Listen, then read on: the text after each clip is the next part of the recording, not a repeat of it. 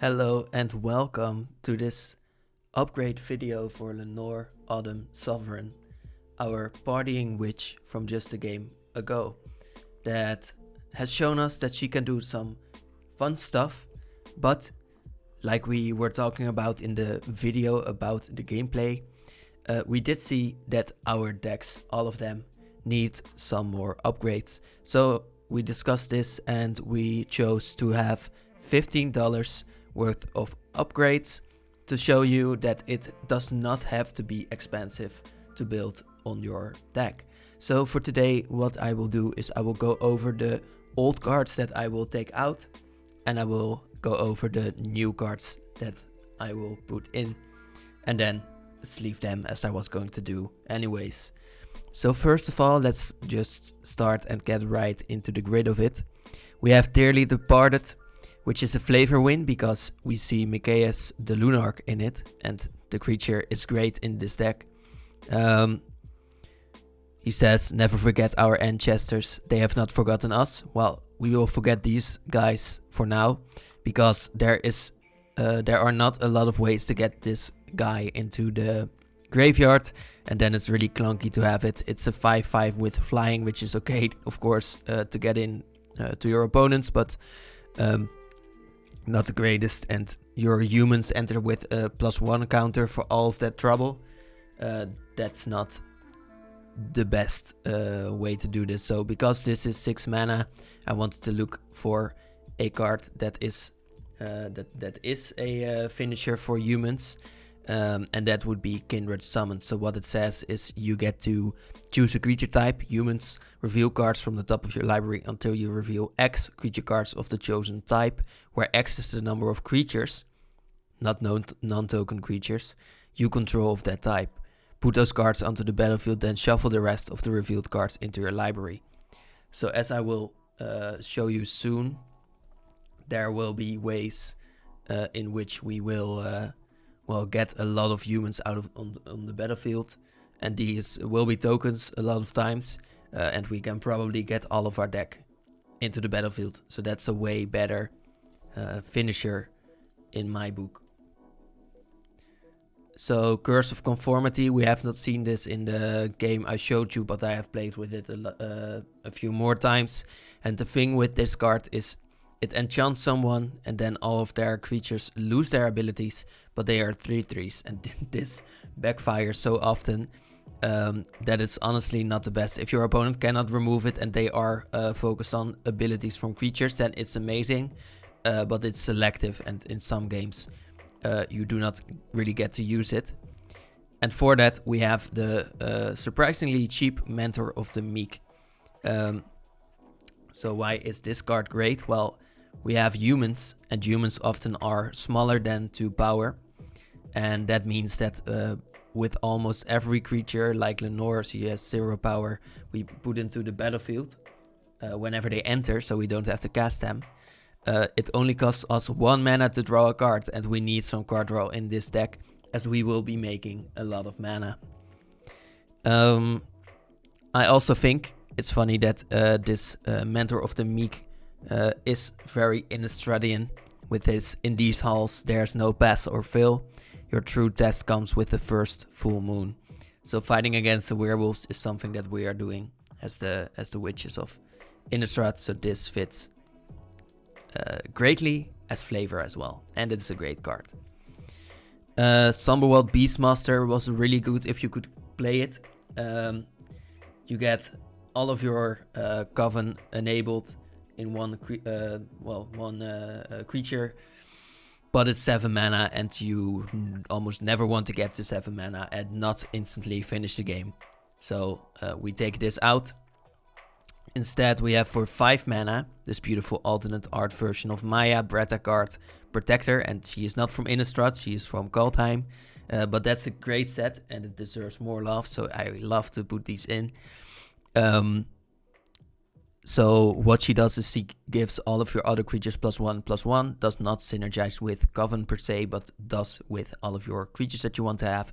And then whenever land enters the battlefield, so landfall, you get a human 1/1.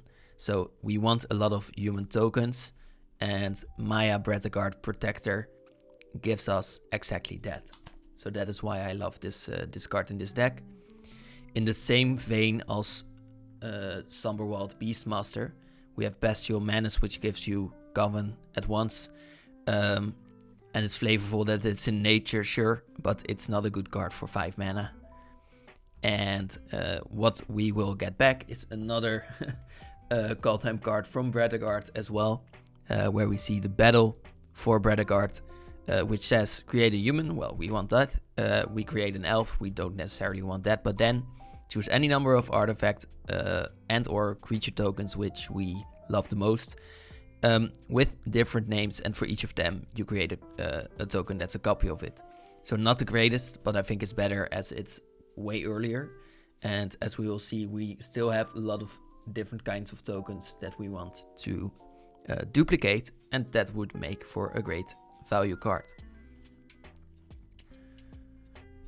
In the 3 mana slot we had Dawnhard Wardens, which is a Coven card, so that's great, but otherwise it just gives your creatures +1/+0, and that's not the best, so we get that out. And in goes this one, and it's a little bit of a flavor loss.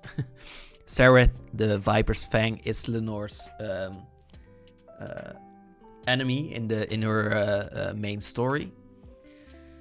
What she does is she works with a god that Lenore's against, and resurrects a big snake, basically. But I thought that was fun because she's still from the same story as Lenore, so I like that. Other than that, her abilities are okay too. So what she does is other tapped creatures have Death Touch. So when you are attacking with your humans, they have Death Touch. And untapped creatures have protection in the form of Hexproof. And then you can untap a creature to give it Hexproof for just 1 mana. And then tap Sereth, which doesn't protect her anymore. But still you can protect your creatures. I like that. And the story is mostly fun. So on a channel like mine, that is very important too. Wall of Mourning is going out. It's a 2 mana card that is flavorfully cool. We see Lisa, the Forgotten Angel, and sort of, well, mourning for their loss of her. She has returned though, so we can put the wall down as well. When this wall enters, you get to put 1 card under it, and then when you have Coven, you may play it, but that takes way too long. So that's just 1 card draw on a wall, and we don't want walls in any way.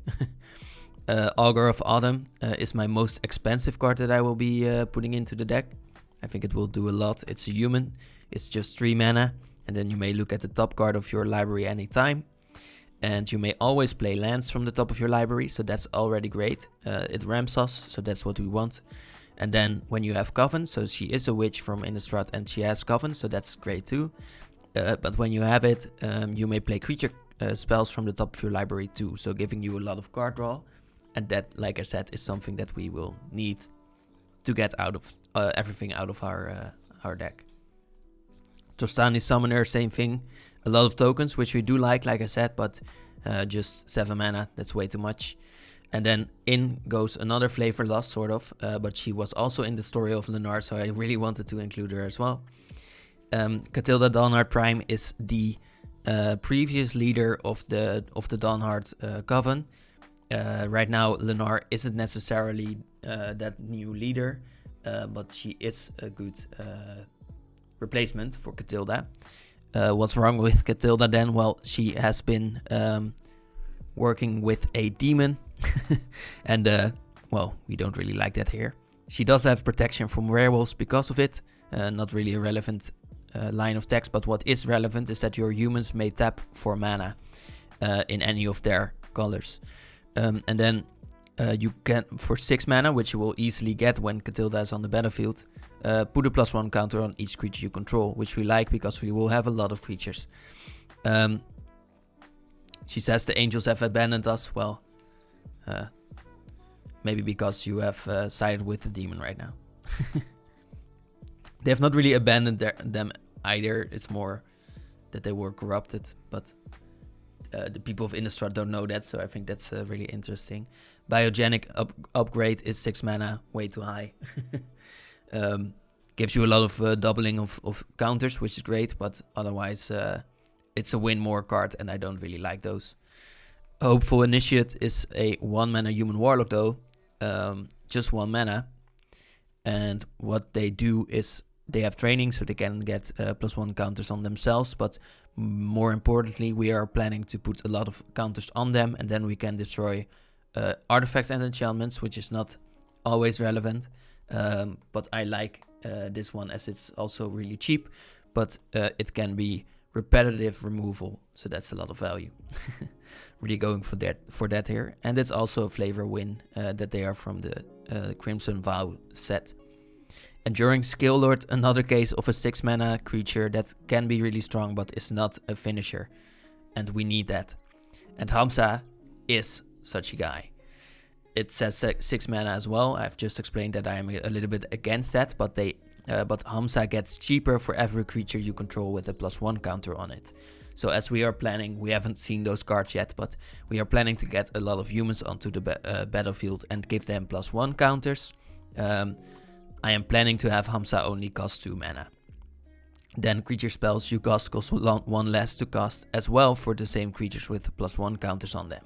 So your other creatures get cheaper as well, and that is one of the reasons why we need so much card draw, because I'm planning to dump my whole hand onto the battlefield.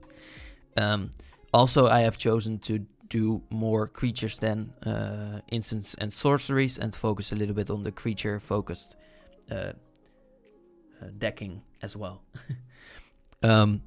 Also, I think it's fun to include really Celestia focused cards that are all about friendship and stuff. I stand with every member of my clan and they stand with me. Lenore really loves those kinds of people that stand for their family, so she is in many ways the same as this elephant boy. It's not a human, a little bit of a downside, but he works really well with them in this deck. Herald of War is not a human, and that's basically why I put her out. She does make your humans cheaper, but you will need the +1 counters on her already. And since we have, I have put in a little bit too many creatures who want +1 counters on them, I chose to get Herald of War out because of that. Another way to get more mana is someone that is also not a human. Rishkar Pima Renegade is way cheaper than Herald of War and lets all of your +1 creatures get the ability to make green mana. And so a little bit like Catilda that we saw before. But yeah, I like redundancy. Next is Bastion Protector, gives Lenore indestructible basically, and that's not really too strong. It's the most expensive card of the deck, but I think it's not necessary to have this particular protection. What I do like for the same amount of mana is Torrent's Fist of the Angels, comes from Innistrad as well, so a little bit of a flavor win there. And what they do is they work for money, so that's another flavor win, but he also has training, so he gets +1 counters on his own. And then whenever you cast a creature spell, so I chose to focus on creature spells, you may create a Celestia Human Soldier token, which is notably different than the human tokens from this deck, so I found that interesting as well. But a lot of humans that can come from Torrents, so that's a lot of value in the deck as we have seen before. If I can get his sleeve open, I will put him in here. And some alternate arts, I like those. We have Sigarda's Vanguard is an angel. They give your Coven, so different powered creatures, double strike, which can be a finisher. And as they have flash, it really can, but I think it's a little bit too expensive to be such a finisher. I have something to slow the board down. This is a human. And for 3 mana, Nils is a legendary creature, a 2/2. where at the beginning of your end step, for each player, put a +1 counter on up to one target creature that player controls. And then it says each creature with one or more counters on it can't attack you. Basically, its controller pays X, where X is the number of counters on that creature. So I want to grow other creatures, sort of a political thing here. And then for every counter on them, it becomes harder to attack me with it. So I'm hoping that this will make creatures attack my opponents. Moonsilver Key was a little bit clunky. I've put in other ways to fix my mana. So that's basically why this one goes out. And well, after my latest video about the Strixhaven library and the alternate cards from the set, I really wanted to put this version of Cultivate in, which I think just works better. You still pay 3 mana, but you get 2 basic lands cards back immediately instead of just getting 1 into your hand. So that's why. If you want to know more about this, check out my full review of all the Strixhaven alternate cards. Gaia Sage is a card that I want to get out of here because there are better ways to do this. So this is a great card for every +1 counters they get to make more mana. But it's a little bit slow and it doesn't work with our game plan, so I'm not taking this one. What does work with our game plan is this one. The Constable of the Realm is a giant soldier that has Renown 2, so when they do combat damage they give themselves a +2/+1 counters as well.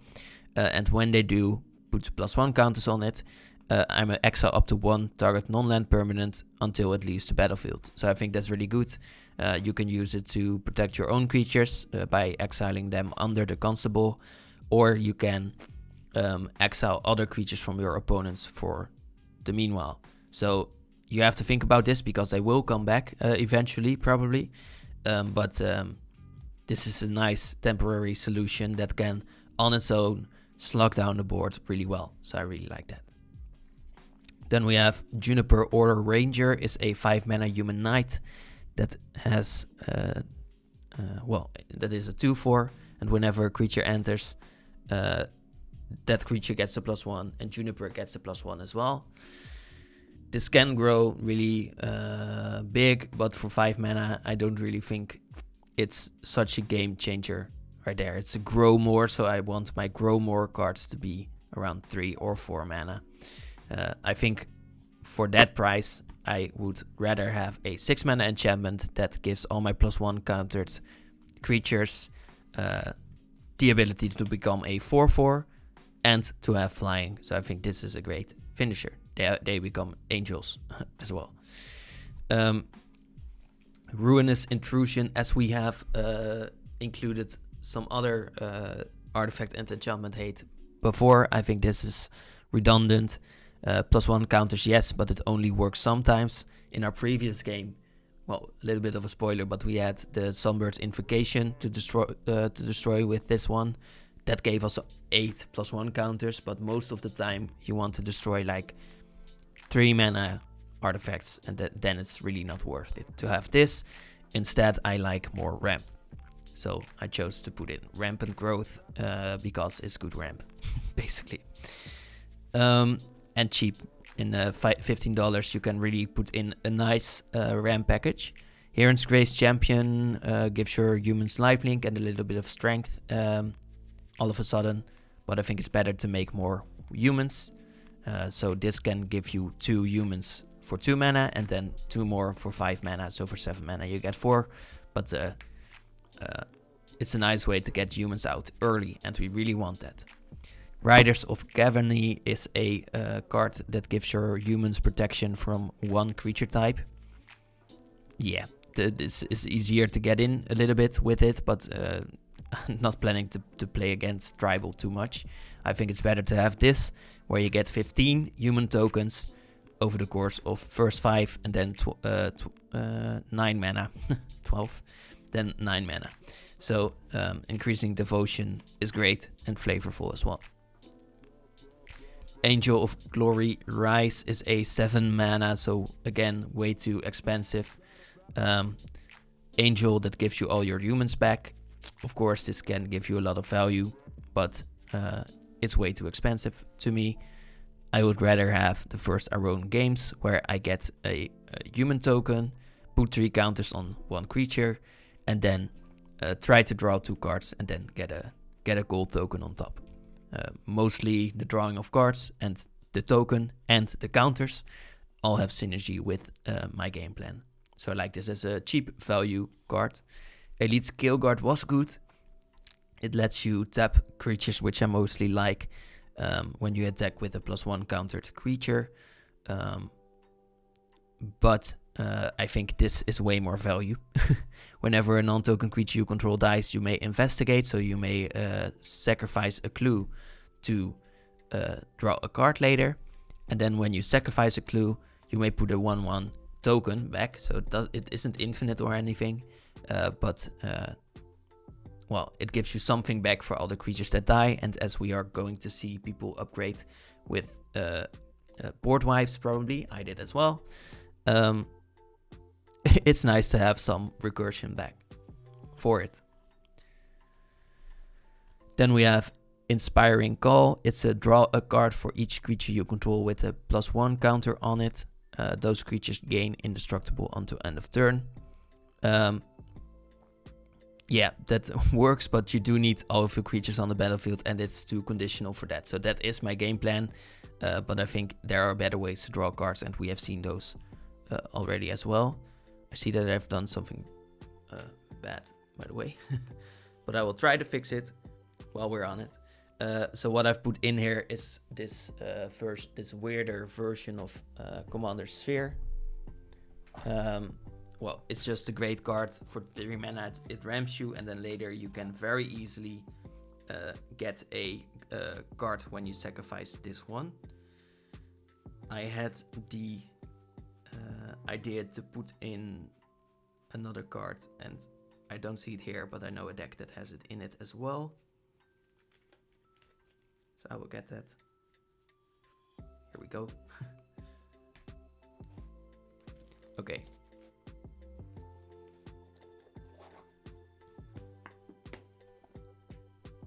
Alright, so Commander Sphere is a great card, and I like this alternate art as well from Cliff Childs. The Heavens, Augur, Wheel for me, Woe for you. This feels like the meme of call an ambulance.